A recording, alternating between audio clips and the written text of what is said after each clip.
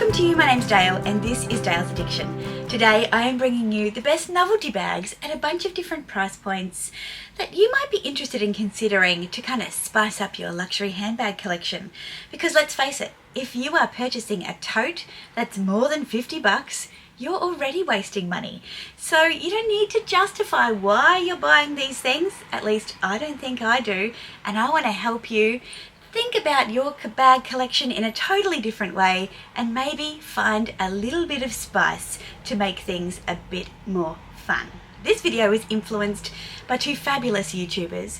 Initially this morning I asked Connor for video ideas and he said favourite novelty luxury handbags, and literally 5 minutes later Lisa from the channel Luxury and Life in the Middle tagged me on Instagram in this picture with this Thom Browne Hector bag. Then off down the rabbit hole I went looking for all sorts of novelty bags, and I asked you guys to help me out on Instagram, so thank you so much for your contribution. So I've got to say, these are DMs that I receive regularly from you guys on Instagram. If you're not following me there, please head over to my Instagram at Dales_addiction. You're commonly sending me new and funny, interesting pieces, and for that, I love it. I love and appreciate the fact that you think of me, that you not only think of me, but that you send them through on the DMs and we have a good old laugh and a chat about whether or not it's something that I would add to my collection. So, the Hector bag started things off. Thom Browne has a really interesting aesthetic, and I went down the rabbit hole looking at all the different variations of the Hector bag, and I found an article online from highsnobriety.com saying that Thom Browne first introduced the Hector bag, an homage to his beloved Dachshund, or Dachshund as we would say in Australia, in 2016. The original model was made of fur and it cost €30,000. Now it's a brand mainstay, offered in various sizes and fabrications, and I'll pop the picture of this furry one, which looks a little bit creepy. It's a little bit like taxidermy vibes, and I won't lie, there was one YouTube rabbit hole I went down of people taxidermying pets after they passed, and I did consider it for my firstborn, but I reconsidered fairly quickly. It was just a bit disturbing. Anyway, if there was a Hector bag that I would purchase, what would it be? Well, the one that was on the picture that Lisa tagged me in is a little sporty for my liking, but I understand why, because it was at the Olympics opening ceremony, and maybe it's even been branded for the uniform. I didn't actually click on the picture, but I'm assuming that it's been branded to match with a particular uniform. Let me tell you what other pieces that I found that, you know, could be added to my collection. One is the gorgeous little Hector bag, very, very expensive, mind you. 10% off though, for $9,299 on Farfetch, in wicker. Of course in wicker, with a black leather strap, a little collar around his neck, and what are his eyes? Let's see. Oh, just like a bit of hardware on the eyes. I think the thing we all want to know is, how do you get into these? There's a little flap on the shoulders of the dog, and that's where you kind of access your things. It looks like a very difficult point to access. However, I think you could fit a fair bit in there, and I also think that it would be fairly secure because your hands are right over the opening. That is a pretty cool idea. Now, the next one that I saw, actually there's a few on this little video, is like a little plaid style. There's like a, what do you call it? Like smooth leather, there's a tweed, there are striped versions, there are like a suede version, like any kind of version that you want basically. So if you're after a Hector bag, definitely check out Thom Browne. They're on Farfetch, all different price points for different fabrics and materials.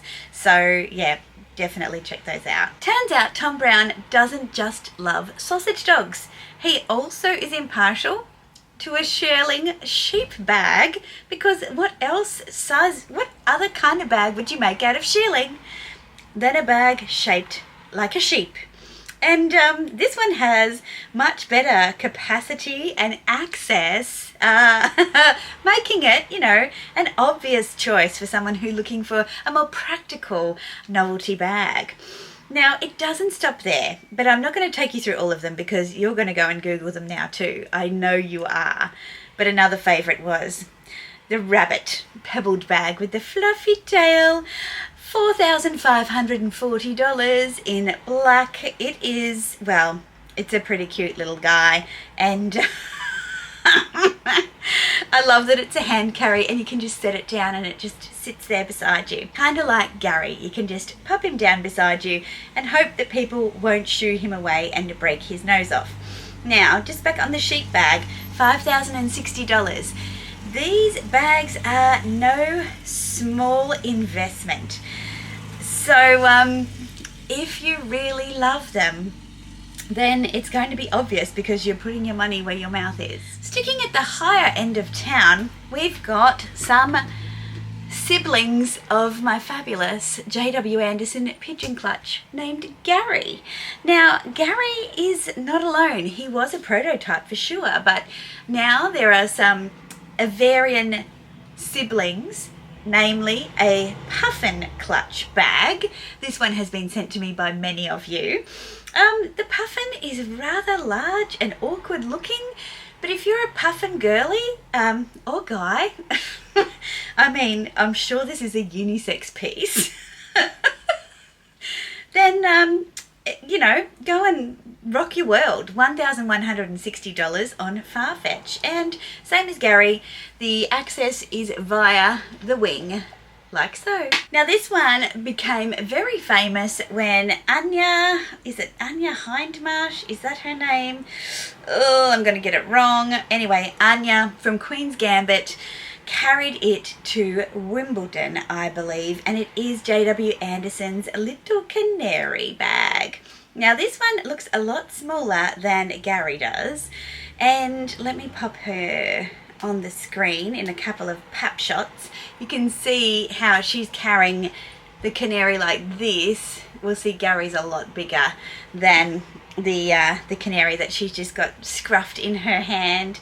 There is a little press photo from Harper's Bazaar, and again you access the little canary by the wing. It's $1,201 on Farfetch. Again, those are quite an investment for a painted plastic 3D printed bag, but nonetheless still fabulous, right? J.W. Anderson also did a frog and a hedgehog. You know, whatever floats your boat. Now we're going to get into a couple of very, I'd say, arty, high-end kind of novelty pieces. I don't know if this one's available for sale or it's an actual usable piece, but yesterday when I was in the city, I went past Dior and I saw this beautiful shell book tote kind of inspired piece, and there was a large one and a smaller one as well. I think they're just art installations for the store, but if you were going to carry those, good luck to you. I'm sure they'd cost a fortune and they would weigh a ton. I also saw this beautiful, beautiful Arc de Triomphe trunk in Louis Vuitton, and I will place that on the screen here now. Would I call it a bag that you would carry around? Probably not. It is a trunk. It does have a handle on it, so you could put things in it and carry it around like a bag. Is it a novelty? I'd say yes. Is it more so art than, you know, a handbag? I'd say yes as well. Now, I mentioned that I was out and about yesterday and I caught up with the fabulous Connor. No surprise to you, I'm sure. And one of the novelty pieces that, well, the only novelty piece I'd say that he has in terms of a bag is the Fendi baguette. And I'll pop a picture of that in here. It's actually a bag made to be a baguette to honor Fendi's baguette bags. It's just so cool. And yesterday was the first time that he actually wore it out. I sent him this mod shot saying, should I wear Gary today? Because I've got a jacket on where I can put all the little bits and pieces that will not fit in Gary's belly. And he said, no, take the peekaboo. And then I encouraged him to wear the baguette. Anyway, we could have had Gary and the baguette out together. It would have been a vibe. We'll just have to wait till next time. I'm pretty sure if you asked Fendi, they'd be able to chase up a baguette for you. It was a runway piece. I doubt they sold out of those. I really do. I really do. Now, back to Louis Vuitton. Look, I looked on their website. Novelty, they are very much known for doing novelty pieces. In fact, my good friend here on the YouTubes, Meredith from the channel Living Luxe with Meredith, has her Richard, aka her monogram duck that is made out of canvas. She has paint cans, coffee cups, an Chrysler building, not Empire State Building, just to name a few, a giant clay, not key clay, that means the same thing, doesn't it? The list goes on. So she has quite a few novelty pieces. Online at the moment, I could only really see the Tyler the Creator collaboration dog on strap bag. Quite hilarious in the men's department. The men seem to be a lot more playful than the women's at Louis Vuitton. And the collaboration with Sun Yitian, known for colourful paintings of mass-produced toys. That collection, I think, was a little bit of a kind of a fail from Louis Vuitton, but, you know, that's just my opinion. I don't have any facts to back that up. But I don't think it went down particularly well. Staying at the high end of town for just a moment, and then I'll introduce you to some cheaper pieces that might float your boat and not hurt the wallet strings so much. Judith Leiber, obviously famous for her beautiful, bejeweled, bedazzled novelty pieces. She has everything, and I'll put some on the screen here. From microphones to lipsticks to brick phones to bottles of champagne, fairy tale castles, cameras, champagne bottles, a dolphin and a swan, and some bust pasties. That's an interesting one for sure. The prices of these are very, very high. Most of them average around 5,000 Australian dollars. Some of them can go up to $20,000 depending on the detail and the size of the pieces. These ones remind me of people who collect Swarovski crystal figurines that you can carry around as a handbag. Okay, here are a few, still expensive, but they caught my eye and I thought I would throw them in here just for fun before I finish up on this novelty topic. Obviously, when we think novelty, a lot of the time we think Kate Spade. They're known for some really fun and kind of novel and also whimsy designs.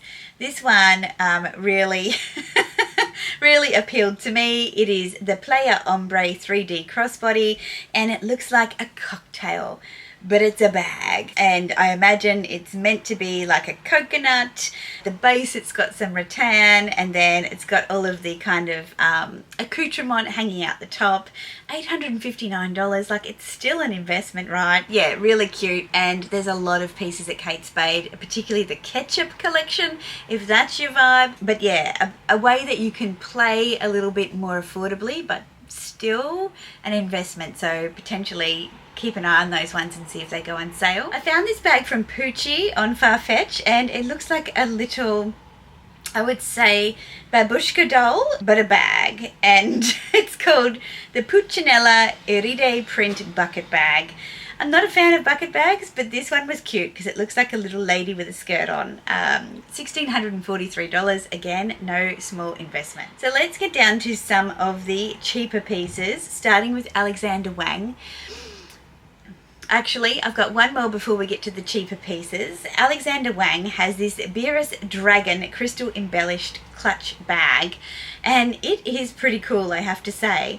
The little wristlet where you hold the bag connects at the base of the neck, so it's like a collar, and then the little bag part looks like a backpack just underneath the kind of wing section, and the tail comes out of it. So I think that would be a really cute piece to carry around with you, very unexpected. Never heard of this brand before, but for $421 full price, currently on sale for $253, is the Mona Lisa dog motif shoulder bag. This little guy is pretty bad looking. When you look at how it opens, it's quite disturbing, I think, to think about putting things inside of this little doggy. But maybe that's just because I'm a dog person. But I thought that was pretty cute as well. And then we come to Coach, and I found this tea rose bag from Coach. It's kind of novelty, kind of whimsy, I'd say, a little combination of both, in this really pretty fuchsia colour, for $595 full price. Again, I'm sure that one will reduce over time. Why buy these pieces? Well, You know, life is too short. We're already spending more than we need to on the practical everyday things that we think we can justify, cost per wear and what have you.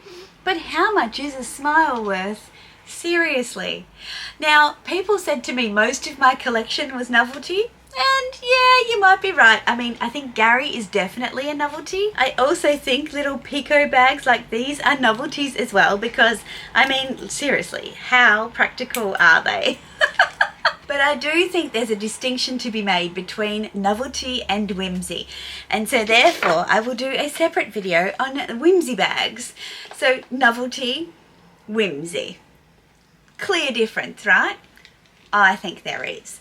I think whimsy lends itself to being more artistic, a little more creative and playful, but it still has a practical side to it. Whereas the novelty, a little less practical, still whimsy and playful, and potentially just plain childish. I hope you've enjoyed this video. I've had a lot of fun researching it and making it for you. Add to the list below. I would love to know what you are looking at in terms of novelty pieces. And tell me, how much would you spend on a novelty piece? I'd love to do the market research on that because, yeah, I'm banking on a lot of you saying zero. But anyway, we shall see. If you've enjoyed this video, please give it a thumbs up and consider subscribing if you haven't already. I'd love to see you back for the next one. Until then, ciao.